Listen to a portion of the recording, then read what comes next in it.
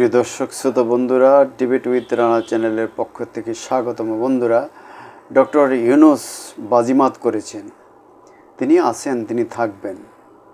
রমজানের দ্রব্যমূল্য সহনীয় রাখা, ঈদকে খুবই আনন্দদায়ক উপভোগ্য করা, গঙ্গা তিস্তার পানি 50 বছরের পানি চুক্তিতে চীনের সহযোগিতার আশ্বাস, রোহিঙ্গা সংকট সমাধানের উদ্যোগ, শেখ হাসিনাকে বিচারের উদ্দেশ্যে ভারত থেকে ফিরিয়ে আনার দাবি জানানো, মোদির চোখে চোখ রেখে কথা বলা, রেমিটেন্স প্রবাহ ভালো থাকা এবং দ্রুত নির্বাচনে সরকারের অঙ্গীকার, মার্কিন অতিরিক্ত শুল্ক কর আরোপের বিষয়ে তিনি নিজেই কথা বলবেন এবং 3 মাসের সময় চেয়ে আবেদন করা হয়েছে সরকারের পক্ষ থেকে।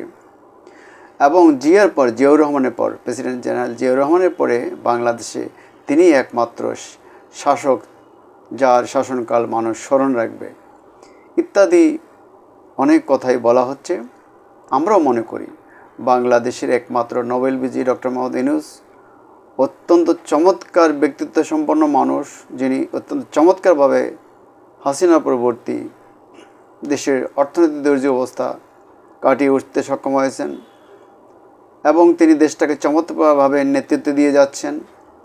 ছোট্ট একটি দেশ, কিন্তু বিশ্বের দরবারে তার পরিচিতি, তার যে সক্ষমতা সেটা জানান দিয়েছেন তিনি, এবং বিশ্ব তাকে সেভাবে মর্যাদা দিচ্ছে, তার সাথে সাথে বাংলাদেশকে মর্যাদা দিচ্ছে ইত্যাদি নানা বিষয়ের কোনো দেশের যে তিনি চমৎকার নেতৃত্ব দিচ্ছেন তাতে কোনো সন্দেহ নাই।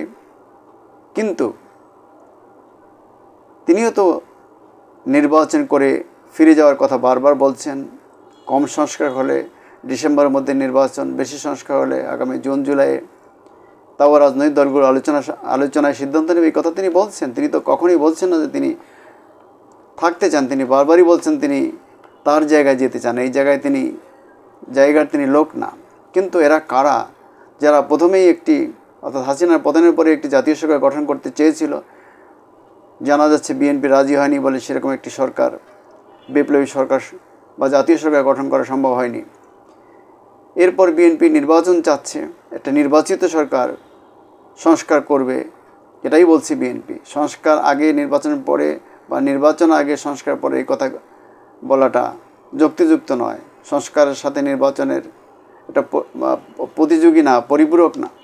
সংস্কার হবে, নির্বাচনও হবে, কারণ এই সংস্কারটা হবে দীর্ঘমেয়াদী। যে প্রতিষ্ঠানগুলিকে শেখ হাসিনা ধ্বংস করে দিয়েছিলেন, সকল প্রতিষ্ঠান, বিচার বিভাগ, ব্যবসা, পুলিশ প্রশাসন, নির্বাচন ব্যবস্থা, পুলিশ, সব কিছু ধ্বংস করা হয়েছিল, সেটাকে নির্মাণ করা হচ্ছে। অতএব এই নির্মাণটা অল্প দিনে হবে না, এটা দীর্ঘ সময় নিয়েই করতে হবে এবং এটা সব কিছু বাদ দিয়ে এই নির্মাণ চলতে থাকবে, এটা হয় না। তাহলে তারেক জিয়া, মির্জা ফখরুল ইসলাম, মির্জা আব্বাস, ফজলুর রহমান, এরা নির্বাচনের কথা বলছেন, এরা 71-এর কথা বলছেন। তার বিপরীতে যারা একসময় ইউনূস সাহেবের বদনাম করতেন দেশে বিদেশে, তারা এখন এই তারেক জিয়া, মির্জা আব্বাস, মির্জা ফখরুল, ফজলুর রহমানদের এত কঠোর সমালোচনা করছেন কেন? নির্বাচন চাওয়াই কি তাদের অপরাধ? এটা তো অপরাধ হতে পারে না। এরা কারা যারা দেশে বিদেশে ইউটিউবে, পত্রিকায়, ফেসবুকে বয়ান তৈরি করছেন যে ইউনূস সরকার আরও 5 বছর থাকবেন, ইউনূস সরকারের দরকার ইত্যাদি। একযোগে এই প্রচারণা কেন? কি উদ্দেশ্য তাদের? তারা কি শেখ হাসিনার মতো আরেকটি অনির্বাচিত সরকারকে দীর্ঘদিন ক্ষমতা রাখতে চাচ্ছেন? সেটা কেন? নির্বাচিত সরকারকে অক্ষম দেশ চালাতে, এটা আমাদের বুঝে আসছে না। আমার দেশ, যুগান্তর, ইনকলাব সহ বিভিন্ন পত্রিকা একযোগে বিএনপির কঠোর সমালোচনা করা হচ্ছে এবং ইউনূস সাহেবের প্রশংসা করা হচ্ছে। ইউনূস সাহেবের প্রশংসা করা কোনো অন্যায় কাজ নয়, ভালো কাজ, এটা আমরাও করি। প্রশংসা করার মতোই লোক তিনি।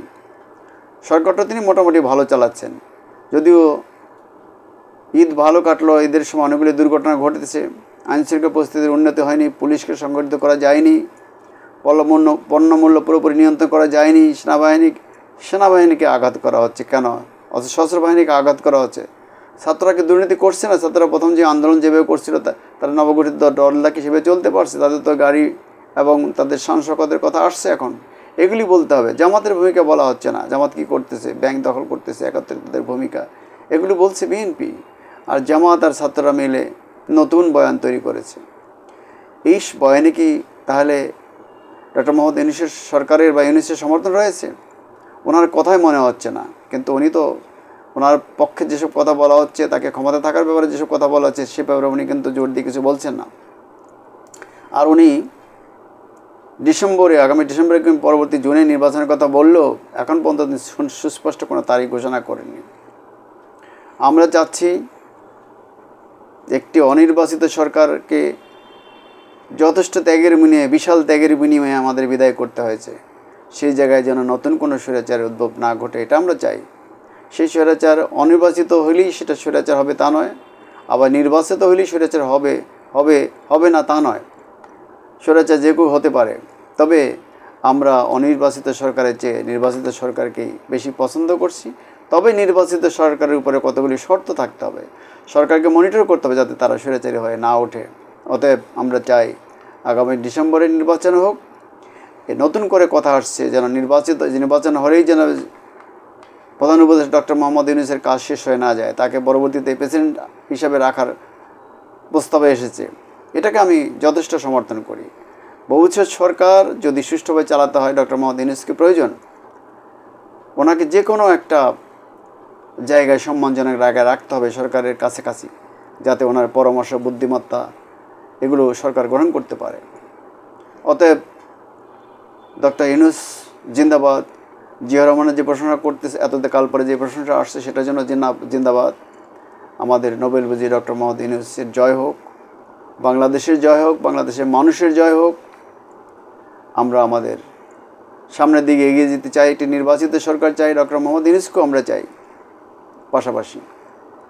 এবং যারা আমরা চাই না কেউ বিশেষ কোনো মতলবে কেউ কারো সমালোচনা করুক, কারো প্রশংসা করুক, তারা সঠিক কথা বলুক।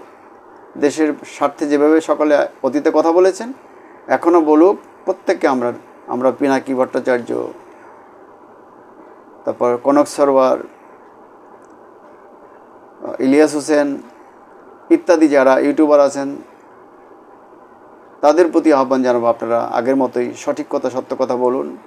দেশের পত্রিকাগুলো যেন সত্য কথা বলে, বিশেষ কোনো দলকে নিন্দা নয়, বিশেষ কোনো দলের প্রশংসা নয়, নির্মোহ সমালোচনা করা হোক, নির্মোহ প্রশংসা করা হোক, আলোচনা করা হোক।